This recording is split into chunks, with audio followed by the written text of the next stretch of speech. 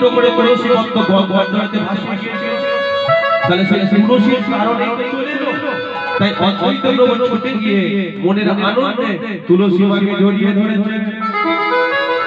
তুমি মানব তুলসী কৃষ্ণ প্রিয়সী রাধা কৃষ্ণের চরণে পাবো এই অভিলাষে। সবাই হাতে তালি দিয়ে রাধা কৃষ্ণের চরণে পাবো এই অভিলাষে। তুমি মানব তুলসী কৃষ্ণ প্রিয়সী রাধা কৃষ্ণের চরণে পাবো এই অভিলাষে।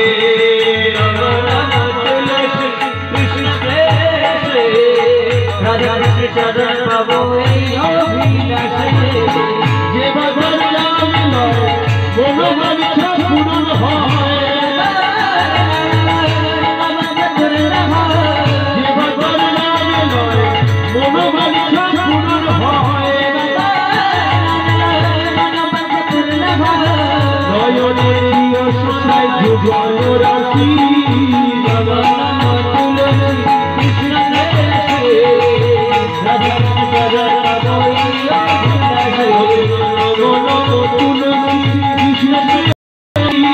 রাধা কৃষ্ণের চরণ পাবো এই অভিলাষে। রাধা কৃষ্ণের চরণ পাবো এই অভিলাষে।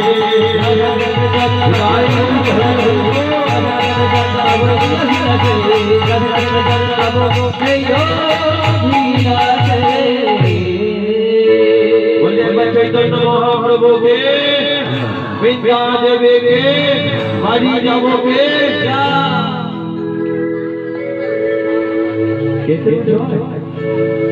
তাহলে সেই ঘুরে ঘুরে আমরা তুলসীর কাছে এলাম। এবার আমরা জানবো যে তুলসীর বাবাকে, তুলসীর মাকে, তুলসীর জন্ম কিভাবে হয়েছিল। অল্প সময়ের মধ্যে তার প্রতিটা প্রশ্নের উত্তর এবার আমরা পাবো। পুরা কালে ছিলে রাজা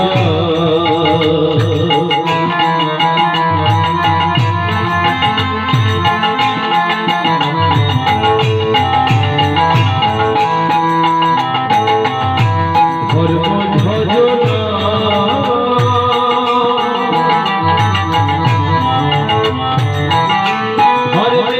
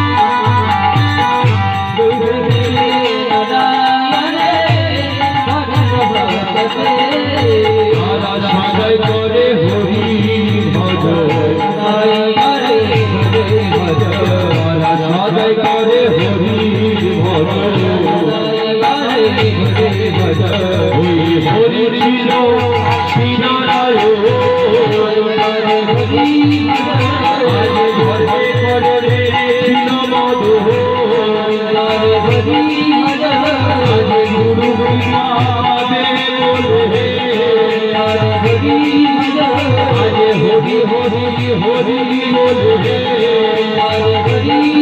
আরে হরি হরি হরি বলে হরি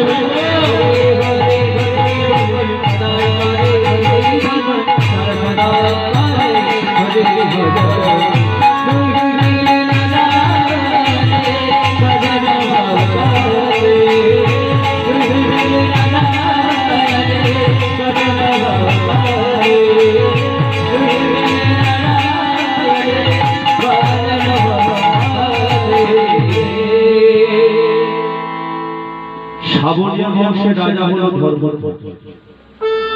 তাহলে বংশটার নাম কি হলো? শাবনিয়া বংশ। সেই বংশের রাজা ছিল ধর্মধ্বজ। তাহলে যে হলো তুলসীর বাবা। তাহলে ধর্মধ্বজের একটিমাত্র স্ত্রী যার নাম হলো মাধবী। ওই মাধবী ছিল তুলসীর মা। কিন্তু দেখবেন প্রতিটা মেয়ে যখন আজকে বিয়ের আগে বাবা মার কাছে থাকে, বাবা মার কাছে থাকতে থাকতে মেয়েটার মনের মধ্যে যদি কোনো স্বপ্ন, বাসনা, দুঃখ, কষ্ট, জ্বালা, যন্ত্রণা তৈরি হয়, সে কিন্তু কোনো দিনের জন্য অন্য মানুষের কাছে বলতে যায় না। কাকে বলে? একমাত্র তার বাবা মাকে বলতে থাকে। কিন্তু মেয়েটা যখন বিয়ে হয়ে পরের ঘরেতে চলে যায়, সে কিন্তু কোনো দিনের জন্য আজকে বলে না তার বাবা মাকে মন বলে বলে। যে হয় তার স্বামী, যে হয় তার পতি দেবতা, একমাত্র তাকে বলতে পারে। তাই মাধবী মা তার অনেক বছর বয়স হয়ে গেছে, অনেক বছর বিয়েও হয়ে গেছে, কিন্তু নেই তাদের ঘরে একটি মাত্র সন্তান। ভগবানকে প্রতিটা দিন জানায় যে প্রভু আজকে আমরা বেঁচে আছি বলে তোমাকে 3 বেলা সেবা দিচ্ছি, আমরা বেঁচে আছি বলে তোমার চরণ তলে বসে ধূপবাতি আমরা জ্বেলে দিচ্ছি। কিন্তু একটা কথা বলবো, আমরা যখন থাকবো না তোমার ঘরেতে দিয়ে বাতি জ্বালতে আসবে। আমি স্বামী ছাড়া আমার এই সুন্দর রাজপ্রাসাদের মধ্যে দ্বিতীয় ব্যক্তি আর কেউ নেই। কিন্তু পৃথিবীতে প্রতিটা মানুষ তো অমর হয়ে গেছে।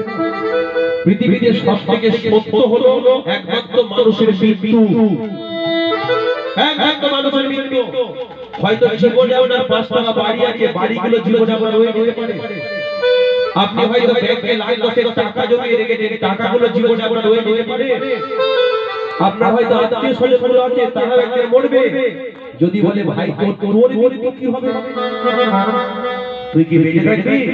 না, একটা কথাই বলতে হবে, একদিন আমাকে মরতে হবে।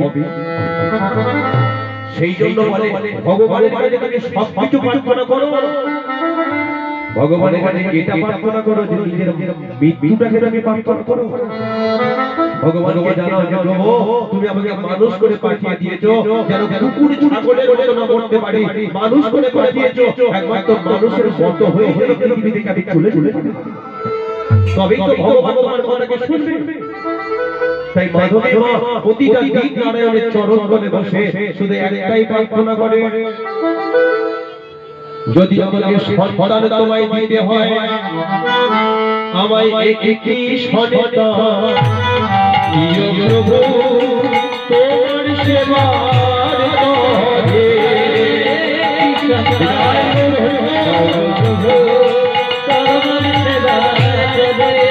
একটি দৃষ্টির ভক্ত সন্তান দিও তোমার সেবার তরে।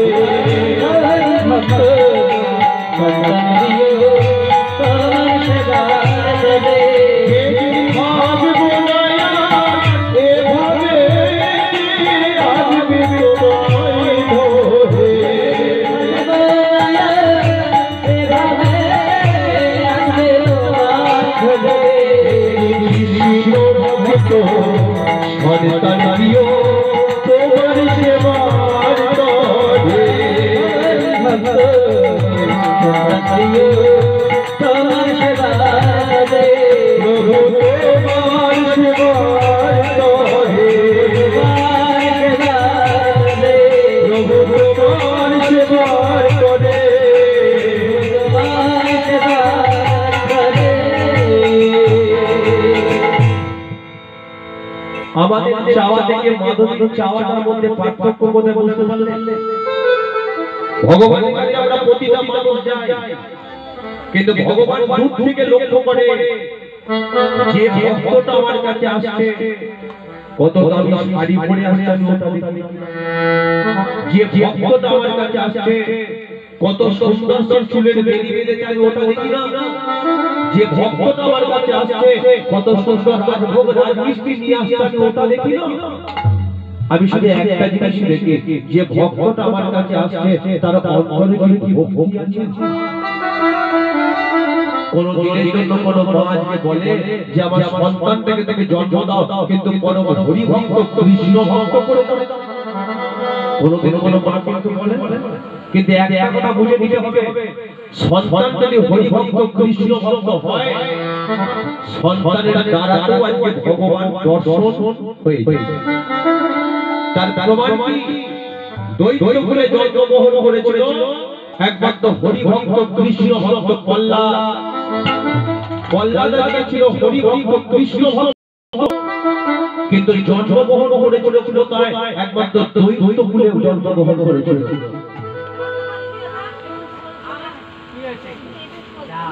এটা সামনের দিকে চলে আসে, এটা ছোট ছোট ছোট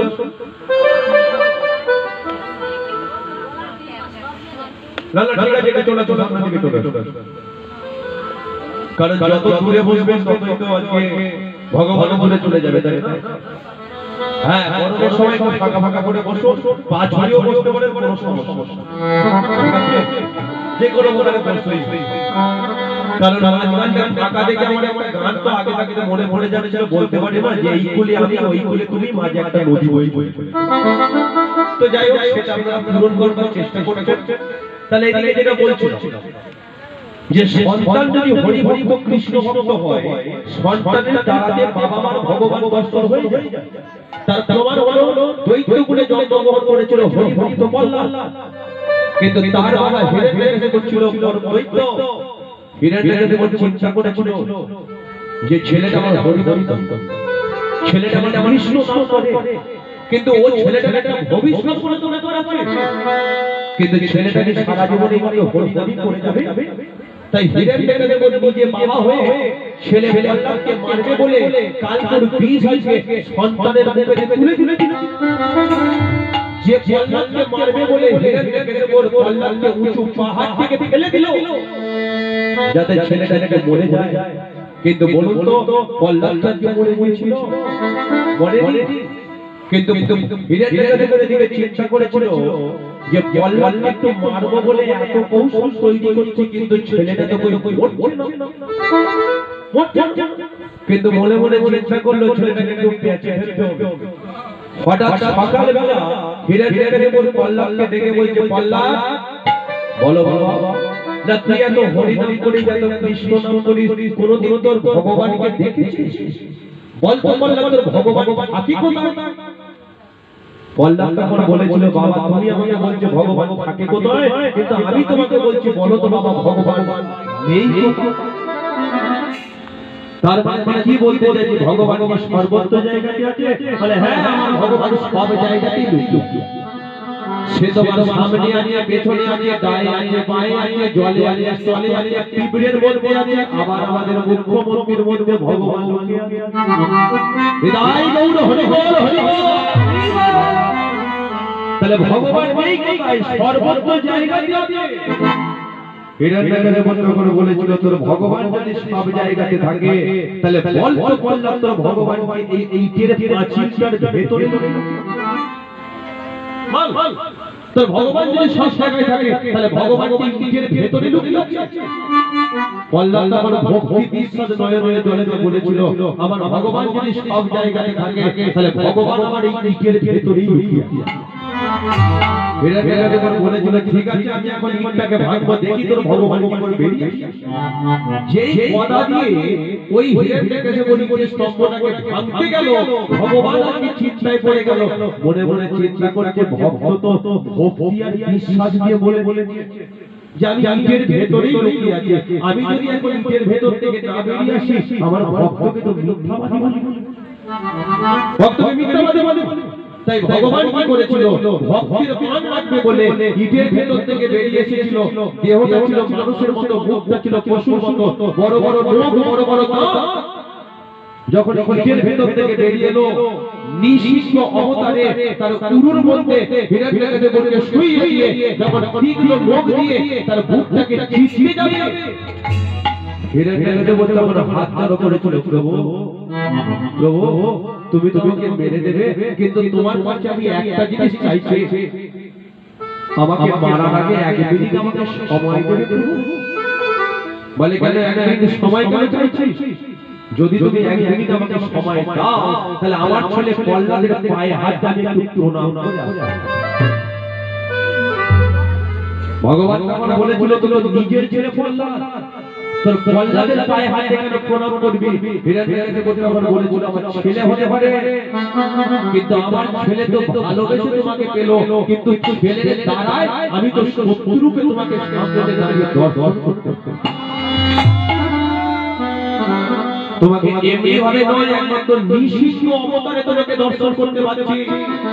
সেই জন্য দেখবে নিঃশিষ্ট চতুর্দশী পালন করা হয়, যে দিনটা হলো আজকের দিন।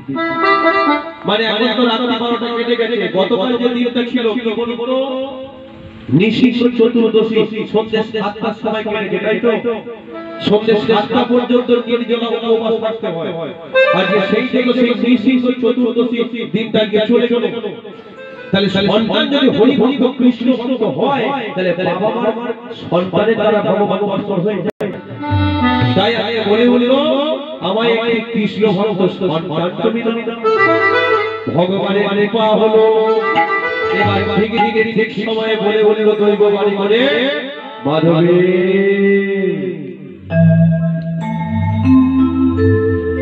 শোনো বরবাজ, তোমাদের ডাকে আমি সন্তুষ্ট হয়েছি। আমি কথা দিচ্ছি 100 বছর পরে আশ্বিনের পূর্ণিমা রজনীতে লক্ষ্মীর অংশ থেকে জন্মগ্রহণ করবে একটি কন্যা সন্তান। যে সন্তানটি জন্মের পরে হরির চরণ করবে সার, যখন কন্যা সন্তানটি যৌবনেতে পা দেবে সাথে সাথে মনের মধ্যে বাসনা জাগবে আমাকে স্বামী রূপে পাবার, সেই দিকে তোদেরকে ফেলে দেবে সারা জীবনের মতো চলে যাবে।